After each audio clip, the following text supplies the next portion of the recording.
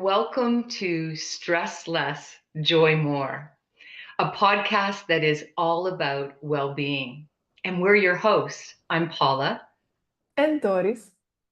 and we're here to help you slow down, breathe, and reconnect with what truly makes you feel good. Life is too short to be stuck in stress, exhaustion, self doubt, or overwhelm. Stress less, joy more is your invitation to pause, take a breath, and reconnect with what makes you feel good physically, mentally, emotionally. And each episode is designed to educate, inspire, and empower because all we really want is to feel good today. Definitely to feel good. And I remember, Paula, when you joined us for a meeting and shared your energy practices with me and the group of people. And I first met you, and I was so amazed how a small exercise can benefit so much for our well being. And after that, our journey is not starting right now. But after that, I invited you when I was preparing for our first annual conference with Compassionate Inquiry. And I really wanted to do a presentation there. And when I was thinking, I thought of you. And then I was a little bit afraid of asking you, inviting you, if you would do it with me. And I was so joyful and grateful and happy when you said yes. And I think that was the beginning of a really amazing journey, us traveling together to Vancouver, having this self-care workshop. And I'm really, really happy to be here today on the start of the new journey into our podcast that I hope will benefit the listeners and maybe also us finding more joy. Absolutely. Yeah. So let me share today first something about Paula. Paula. Oh, let me find my notes. Paula Novak is a well-being coach, a certified emotional freedom technique practitioner, and holistic well-being practitioner specializing in transforming stress into joyful vitality. I love that.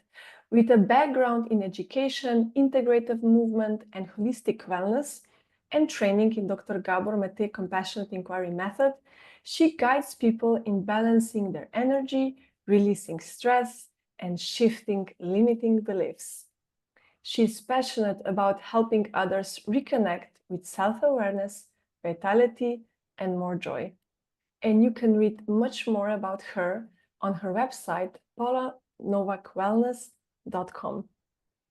But speaking about wellness, I have to share with all of you that I just love Paula taking pictures of beautiful flowers and sharing them on our presentations of beautiful waterfalls. So I see Paula as such a dear friend and also inspiration to how to find self-care in cup of tea, in small things, and in true connections. So really am grateful to be here today, Paula, with you. And Um, I'm so grateful to be here with you, Doris. I know you are. It feels good. But we used to say, I'm okay, I'm feeling okay. So I would like to invite you to share, how did you come from that I'm okay to finding a true being of well-being? Mm. It's different than saying, okay, I'm okay, that I'm well and really feeling well inside. How did your journey into this field begin? Mm. It actually began back in childhood. I lived in a chaotic home. I'm the youngest of five children. My mom was struggling with mental illness, and my father was struggling with alcoholism. So our home was always filled with stress. And I felt anxious. Like I felt anxious at home, I felt anxious at school. And what I found was I just wanted to feel good. I just want to feel good today was kind of my, the thing I had in my head as a kid. And I wanted to release that anxiety. I didn't know what anxiety was at that time. Um, and it was interesting. We lived in Northern Ontario where there's, lakes and forests, and it's just such beautiful nature. And my area that I would go to was to the forest, to the water. And I would feel good. I would feel good being in nature. I'd feel good moving in nature and being curious. And I brought forward those three well-being practices into adulthood, movement in nature, movement and being curious. And that really helped, build my well-being as I moved into adulthood.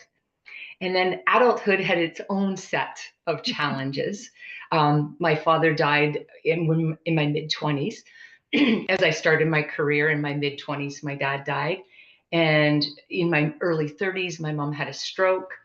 We have four children. A demanding career in education as an educator, and then eventually as an administrator. And what I found was I was in high stress all the time. I was feeling anxious all the time, especially when I was an administrator. I'd wake up at 4 in the morning and I'd be anxious and I'd be doubting myself about the day ahead and what was ahead. And what I found was that the walks weren't enough. Going for a walk in nature wasn't enough. Being curious wasn't enough. Movement wasn't enough. And what I really needed was to start prioritizing my well-being. And really, that's my lifetime journey, is figuring out, how do I prioritize my well-being? And as an administrator, I really had to dig deep and find that out. I started taking courses and modalities, well-being practices. And what I started doing was integrating well-being into the day.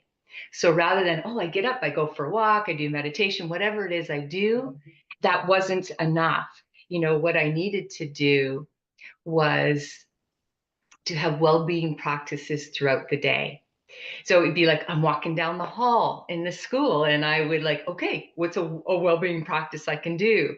And so frequently throughout the day, I would do these well-being practices, on the yard, waiting for the buses, seeing the buses go, when the bell rang. And it really just came back to, I need to prioritize my well-being so that I can feel good today, so that I can be of service to the students, the staff, the parents, and to be able to have some energy for my family.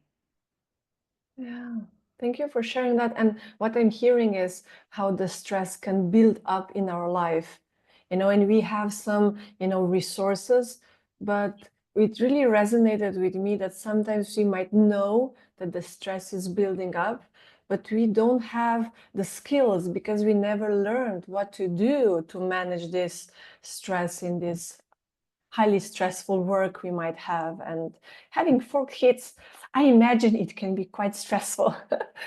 then then coming from this, how do you understand coming from stress to joy? Stress less, joy more. What does that mean to you in this aspect? Yeah, I always perceive stress as something bad. It's Mm, something I wanted to avoid. And, in recent years, I've learned stress isn't all bad. It's just not always pleasurable. You know, mhm, and in recent months, I have noticed my stress level increase a bit. There's, a lot of world events going on. There's events within my country that have been going on that I'm going, I'm feeling more stress. And then mm, it's coming back to the practice of what eases my stress, what eases, this tension in my body. And, it's the high stress, it's the chronic stress, it's the distress, not being within my capability right now, the overwhelm. Really, what that does, it drains our energy, it drains our vitality. And then we just don't have the energy to navigate, our daily tasks, our daily activities, our daily joys. So the key is to recognize we do have energy expenditure. We do have some stress. I have an alarm that wakes me up in the morning, that there's a little bit of stress with that. There's a little bit of stress in learning. Stress isn't all bad. What we need to do, though, is balance that energy expenditure with energy recovery, energy renewal. And, what I noticed is on the days where I've had a good sleep, you know, where I'm well regulated, where I'm a little bit more organized in my tasks, when I feel more balance and flow and ease, when my nervous system is regulated, wow, the joy can come more easily. I can connect with the joy more easily. I can connect with playfulness. I can connect with others. I can connect more with an awareness. And yesterday I had this beautiful opportunity to be out on a walk with one of our daughters, and it was a river walk. And we were walking along, noticing the beauty, the flowers, the trees. There were people walking their dogs, these beautiful dogs. There were some little goslings. There were 7 little goslings with their mom. Uh, and then we decided to sit down and have an ice cream, a little moment of delight. And we were watching this mom and her toddler. And at one point, mom lifted up the toddler and they're laughing and they're so joyful. And my daughter and I, we're just going, oh, this is so amazing. Like we were feeling the joy of witnessing it.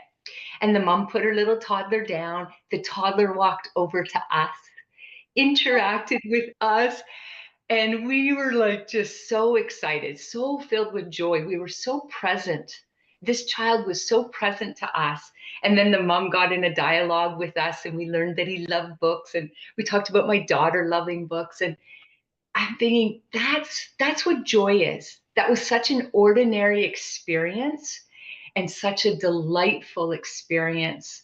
We were at ease, we were present, we were relaxed, and joy came in. And to me, that's what joy is.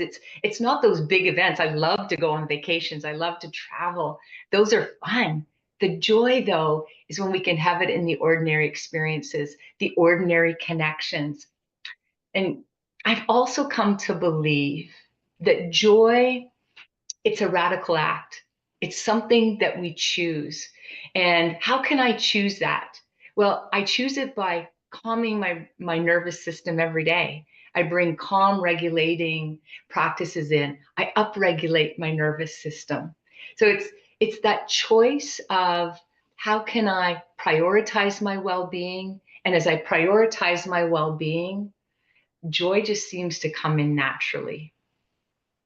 Yeah. I just got goosebumps with I could see, I could even sense the ice cream. I thought I would love that too.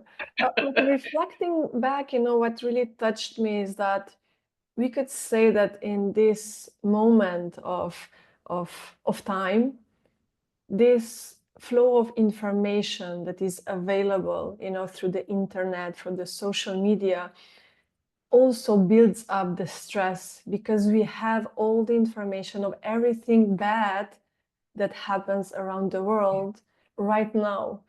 So it's really difficult to avoid stress. It's building Yeah. up in nervous systems of me, of you, of everyone around us.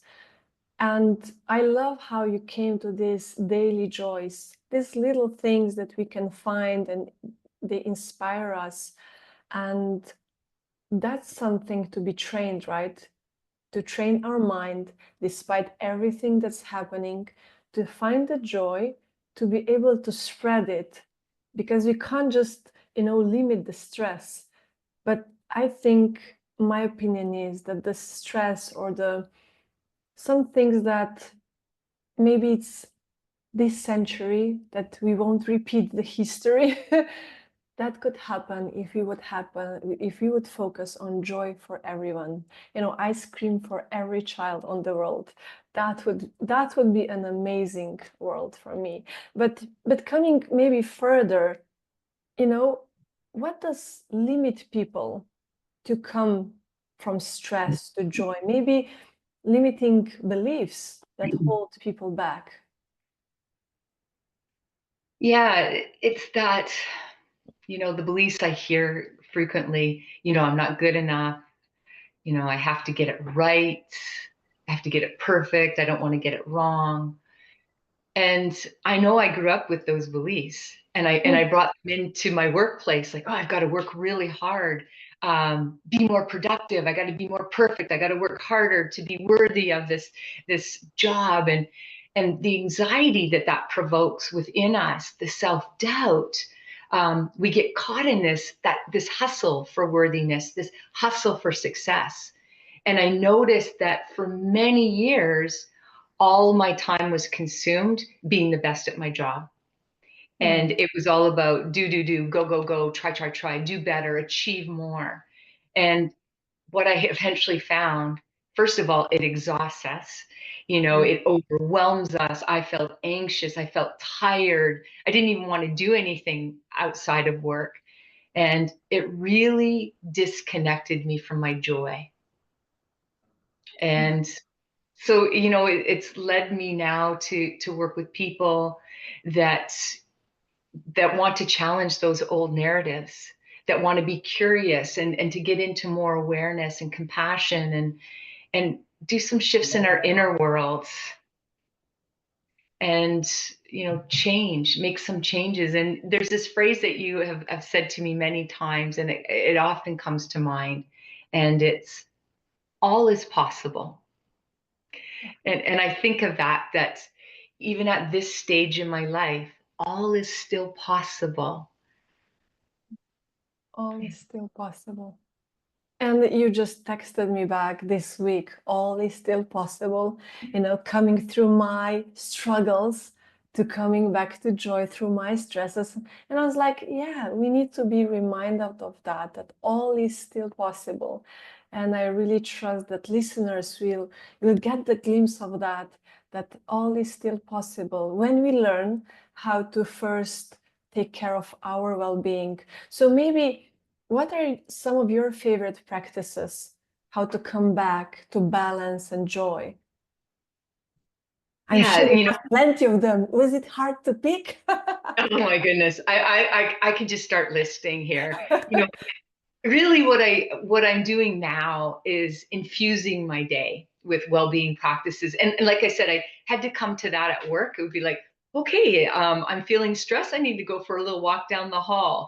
I need to walk in the yard. And what I found was when I added a practice at that point, it was like, it eased the stress. So I've continued that on. I infused the practices. I start my day usually with a little bit of meditation and some energy balancing practices at the same time. I then, do a qigong practice every morning.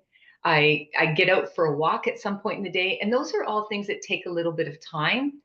And then throughout the day, though, it's these 1 and 2 and 3 minute practices that really make a difference. Energy balancing practices, breath practices, movement practices, connecting with a friend.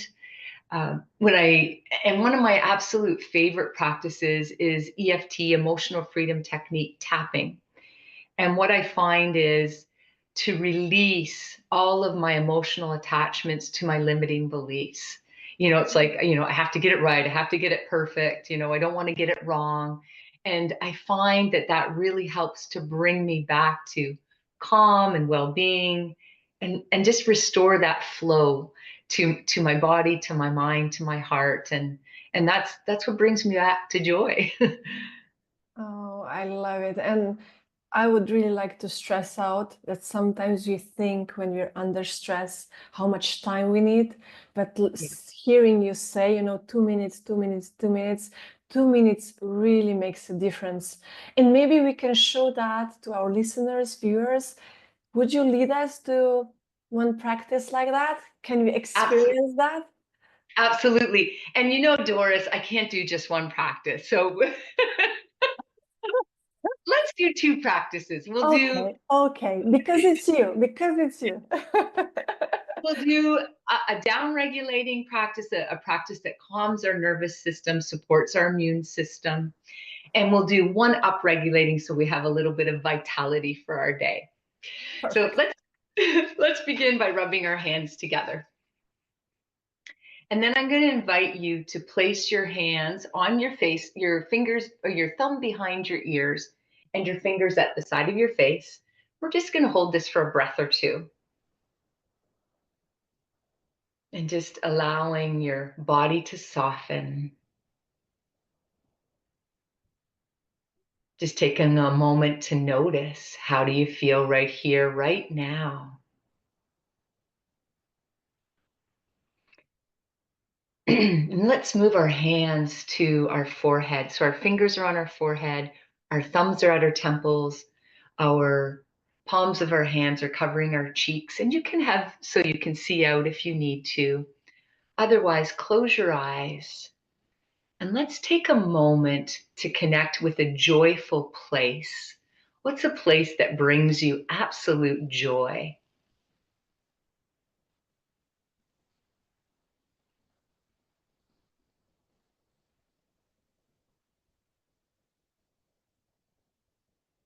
And just notice what you see.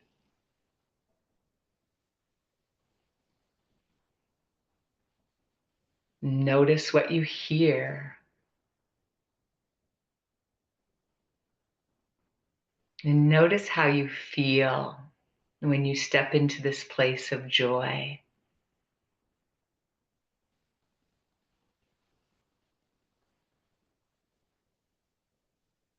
And sliding your hands to your temples for a breath, palms on your temples.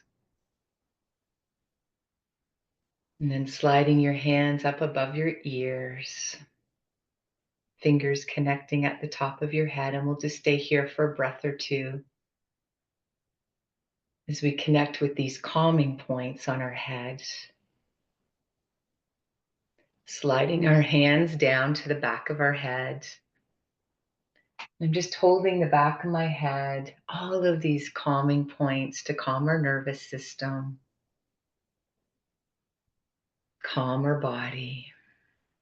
Sliding your hands down to the back of your neck. My hands are lightly holding my neck.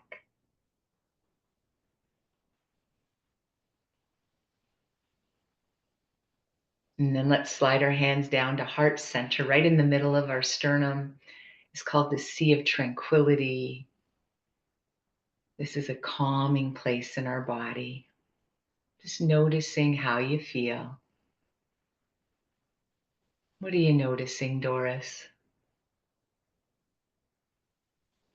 I feel like a lotus flower on the pond, and it's quite joyful and playful. Oh, love it. Let's do a little upregulating movement before we finish off here. So let's rub our ears. So mindful if you have any earrings on, all we're doing is we're pulling out on our ears, massaging our ears, giving a tug on our ears, and we're doing this several times. And what this does is there's so many acupressure points on your ears. It energizes us, it balances our energy. It brings in some vitality. Beautiful. And then let's just take a moment to check in again. How does that feel, Doris? Now I'm thinking what's going to be the next question I will ask you. Feel focused. Thank you. Thank you for sharing that, Paula. I feel you can hear my voice becoming more relaxed, more softened, and still playful. So thank you for that. Yeah. Did you wanted to add something? No, I just noticed how my body just feels so relaxed and at ease. Yeah, yeah. And it was a few minute practice. So you Mhm. can do that, come back to this recording, or just memorize it and do it throughout the day. That's amazing. Thank you, Paula. And you know, my last question for you would be something that I will already invite listeners to follow us, because this question or a similar question will be at the end of each hour of our podcast with each guest, because we would like to learn from every person about one thing that has inspired them. And Paula, I want to ask you, Can you share one person that inspired you or still inspires you in your life?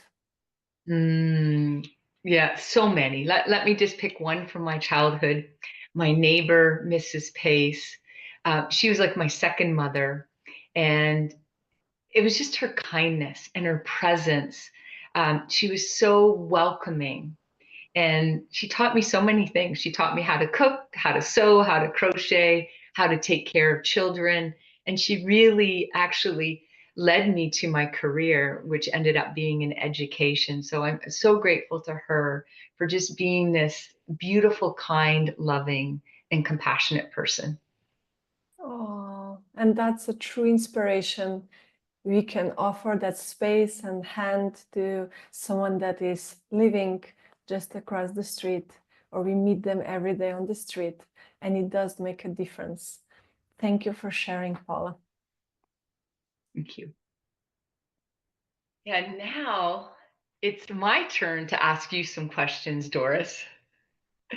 And just before we begin, I would like to introduce Doris. I'm so excited to share with you Doris Polak-Kuder. And she is a certified psychotherapeutic coach, and she trained in Dr. Gabor Mate's compassionate inquiry method with a background in pharmacy and years of exploring trauma, self-care, and healing. Doris helps people move from stress to well being with compassion and gratitude. Doris is a mother, a coach, a speaker, and she's passionate about uncovering what holds us back and guiding others toward ease, joy, and authenticity. So, if you want to learn a little bit more about Doris, check out her website, dorispolakkuder.com. And I just want to say what I love about Doris. I'm going to just say three things that I love so much about Doris. Yeah, let me just start with her playfulness. Doris has this playful, joyful energy, and just being around you, Doris, it just lights up my radiant circuits. Thank you, Paula. Doris is so curious. That's something I noticed early on in our friendship is that Doris asks these really insightful questions, and I love your curiosity. And the other thing is your compassion. You listen so deeply, you're so accepting, and your compassion, really is just infused in everything that you do. Oh, thank you, Paula. And of course, all is still possible. So let's get started on on some questions here for you. And let's talk about how did your personal transformation journey begin? Mm. You know, similar as you said, it started in my childhood because I was experiencing allergies and asthma since my childhood. And it also built it up. That was also the reason why I studied pharmacy, because I always wanted to find some answers for myself, for my health. Um, but to be honest, until my firstborn was born, I controlled my health. I was feeling well, but I needed really a lot of control to be able to control outbursts of my allergies and asthma. So then that transformation where I am now began 10 years ago when my first daughter was born. And you expect with the first child how everything will be beautiful and amazing and cuddling. And in some parts it was, but it was also very, very stressful because my daughter experienced allergies early on. She vomited, she had diarrhea, she didn't gain weight, but most of all, she didn't sleep and she cried really, really a lot. And me and my husband collapsed after 3 months of trying to find the solution, how to help her. I would say now that we experienced a burnout, but at that point, we just felt like we are in some cave. And though that was really a hard moment, it was also a moment when our mind quieted a little bit and our heart opened. And it was like, what do we don't know? We're missing something because all of this control and all of this knowledge is supportive, but it's not really helping. And that's the moment when I realized that it's time to explore, slowly coming to emotions, beliefs, and what does actually mean to connect with my body. And the true transformation definitely then happened with my studying with Dr. Gabor Mate in the Compassionate Inquiry. That really supported me. And, you know, it's a lifelong journey of finding how we can feel well every day and be healthy every day to feel good. Mm. Wow, that's yeah, quite a journey in parenthood, right? A challenging start, a stressful start, Yeah. and yeah, as you said, that just that opened you up to explore other possibilities. Mm. So, what were some of the biggest challenges or biggest obstacles on your journey? Well, the first probably that I didn't trust my body. I never actually believed that I could live more healthy life, more allergy-free life. That wasn't in my belief system. And I also wasn't able to be present in my body. I wasn't even aware of that. Like, even, when they told me, when my daughter cried a lot, and they said, when you will find your calm, she will be calm. But I felt calm. I didn't even sense that there were so many, suppressed emotions inside me that I'm triggered when she's crying. I just wasn't aware of my body, though my body was calling me very loudly, screaming with all the allergies. And why I didn't listen to my body, I didn't feel safe in my body. And that's the core challenge for people seeking health. Feeling safety in our body is a challenge we face in our society. Like you mentioned, all the events that are happening right now around the world, we are impacted by that. And if we don't have a good base with safety in our body, then we struggle even more. But in addition to that, I would say that I just didn't know how to feel different. And I didn't have the rituals, I didn't have the skills, I didn't even know that they existed. So I had to enroll in some kind of course, read books that helped me, understand what does that mean. I did start with reading books, but you still can't do what you're reading because you don't know how to do it. So the books were a good start for me, but I really needed to enter to experience, to connect with people, to experience connection in a different way, safe connections where I can be authentic, that I can trust my body, healing potential. And maybe that connects to the third challenge, finding the right support. In Mm. this time, you have so many possibilities to get support. On the other side, you're always afraid, where to reach out. People say about all the scammers that are happening. So I was really reluctant, even when people were sharing, try this, try that. I didn't trust that support is actually something worth trying. And those limiting beliefs of also trusting other people were preventing me of maybe finding that support faster. Yeah, those three I would Yeah, mention.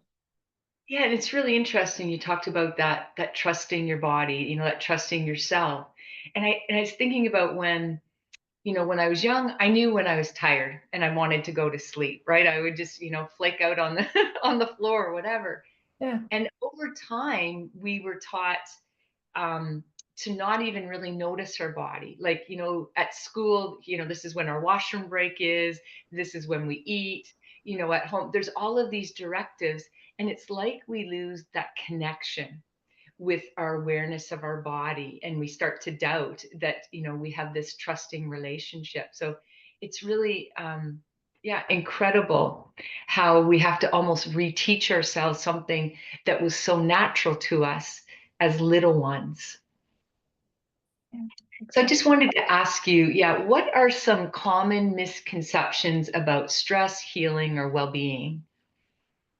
I would just go from what you just mentioned. We consider so much things in our society as normal, but they're not natural. They're not natural to Mm, our biology. They're not natural to our needs.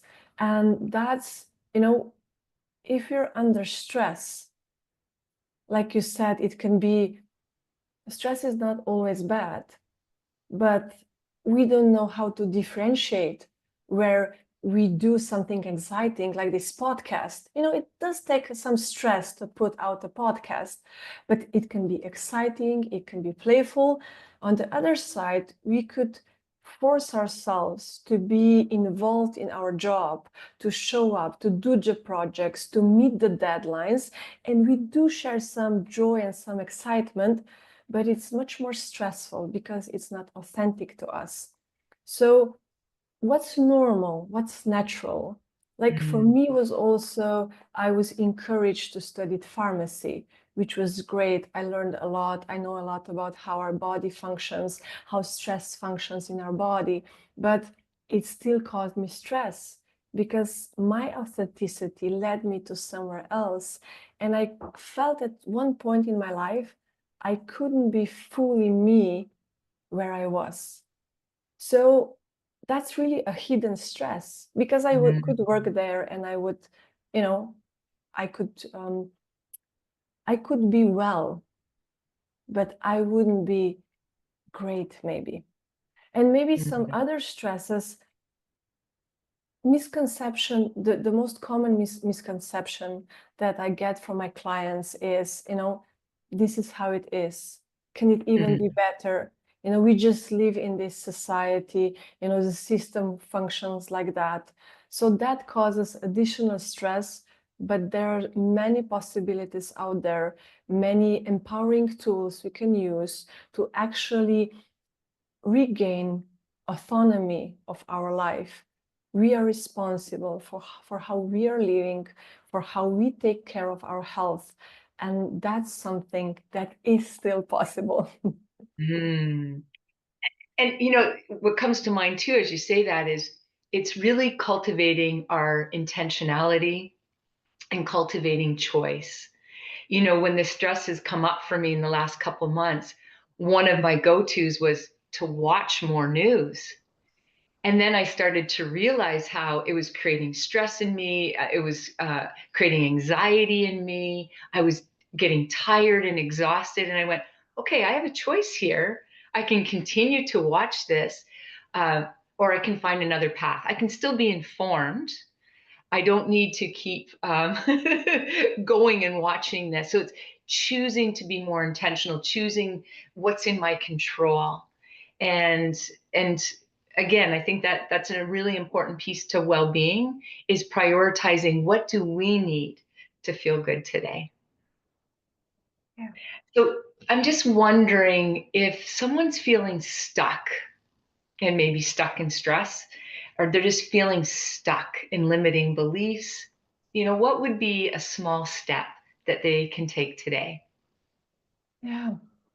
Something, because we can come to that stressful space every day. Like you said, there's so many things coming our way every day. So what can we do is pause and focus on what we're grateful for.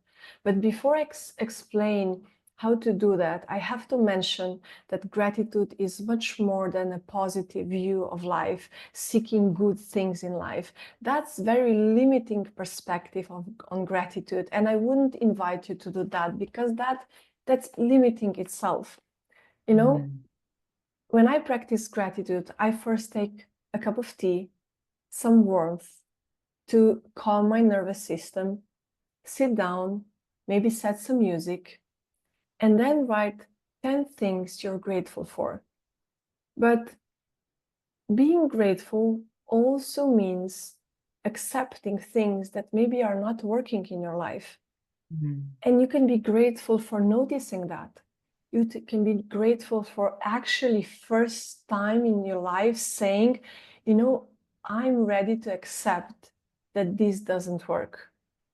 That's a big moment of accepting I'm not healthy. You know, I wasn't able to accept that I have allergies and asthma before I had kids. I was fighting against them. You know, we have so many fighting actions, fighting campaigns, fighting cancer. You know, we will win this war with this disease. But maybe it's not about fighting. Maybe it's accepting where we are and then being grateful that we are still here and what possibilities we now still have. We're still alive. You know, our nervous system is wired so that we survive. And we're here because we're talking about this. But now accepting what it is and then finding a new path. And when you start writing 10 things you're grateful for, first 3 of them will be food, roof, you know, if you have it, maybe some close relationships. The first 3 things will be something that you will repeat every day. But then stay a little bit longer and push yourself just a little bit in a playful way to see what's not functioning and what's the thing you're grateful for about it. Either you can accept it, maybe you can say, I'm grateful for the first little step I'm doing to come out of this. Maybe I'm grateful for listening for this podcast, to see new possibilities. You know, grateful not only for the goal, reaching the goal, but being grateful for the path. That's something we can focus on every day, no matter how stuck we are. I love that. Thank you for sharing that. Is there anything more that you wanted to share with a gratitude practice? Maybe we can do one now. It's maybe Oh, lead us a little bit into our body, not only to thinking about it. And you can do the writing, and the listeners can do the writing maybe afterwards. okay. Okay, so I invite you to find a comfortable position for you. You can have your eyes open or closed.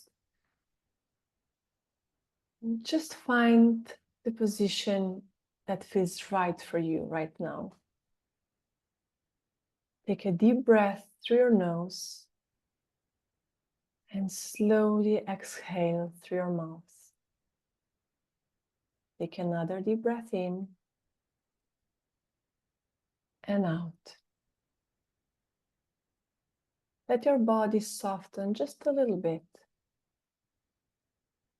Let your thoughts slow down. You're here. There's nothing you need to do right now. Just be.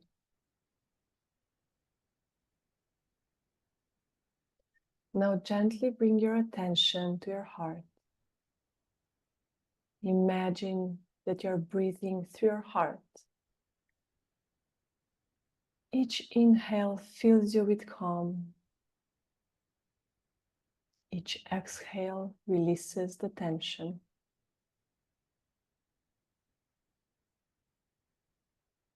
Now think of one thing, one person, or one experience you feel grateful for today. It can be something big or something very simple. A warm drink, a smile, a quiet moment. Allow yourself to feel the warmth that comes with this memory or thought. Let the warmth expand. Imagine it filling your whole body like a soft light. With each heartbeat, you radiate gratitude. First to yourself, then to those around you, and finally to the world.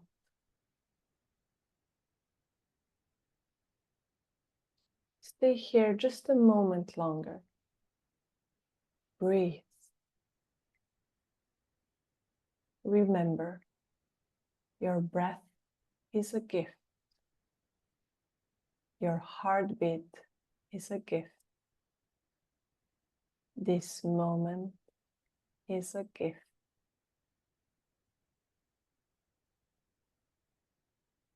And then when you're ready, gently move your body a little bit and open your eyes and enjoy your day with softness and gratitude in your heart.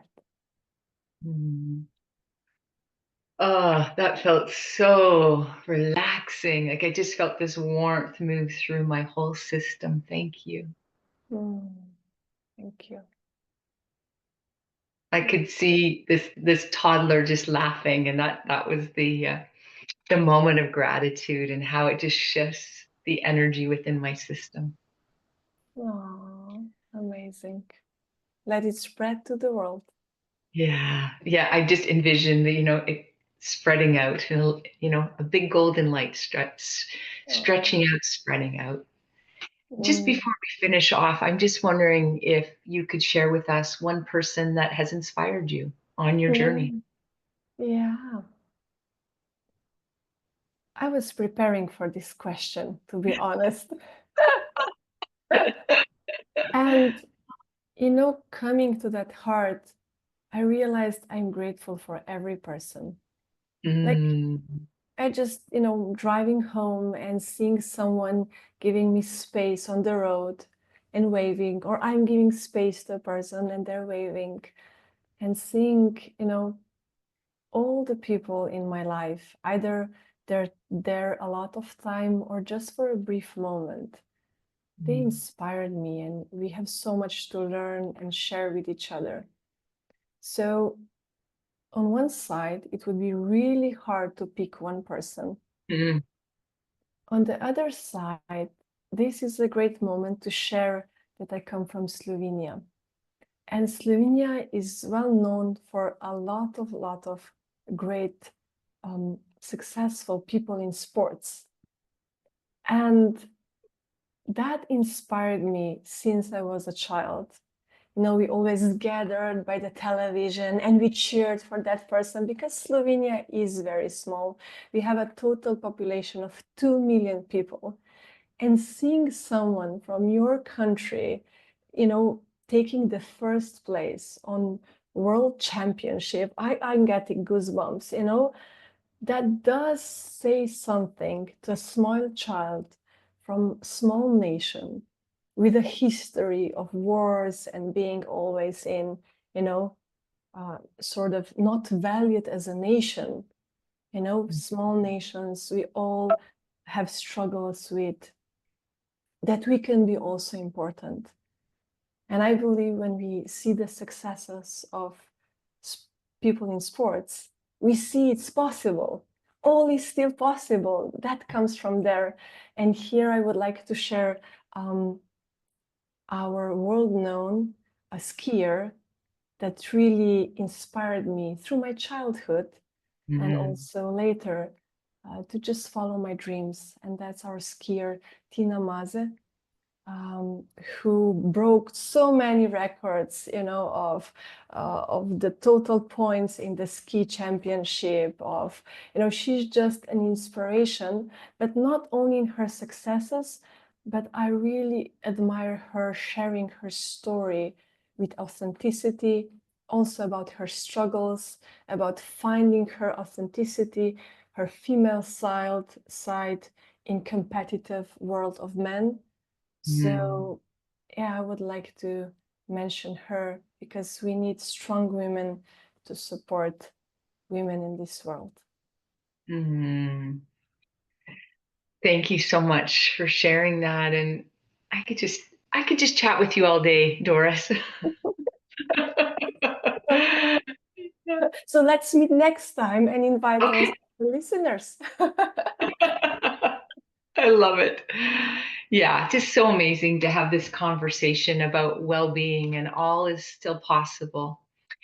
In our upcoming podcasts, expect engaging conversations, personal reflections, and guest interviews with thought leaders in the wellness field, all aimed at helping you cultivate more ease, confidence, energy, and playfulness in your everyday life. You know, whether you're navigating stress, work stress, family stress, or simply just feeling stuck on a healing journey, this podcast is here to remind you that joy isn't a luxury, it's essential for our well being. Yeah, because all we really want is to feel good today. And remember to subscribe, follow, share, and connect with our podcast Stress Less, Joy More on social media, since all we really want is to feel good today.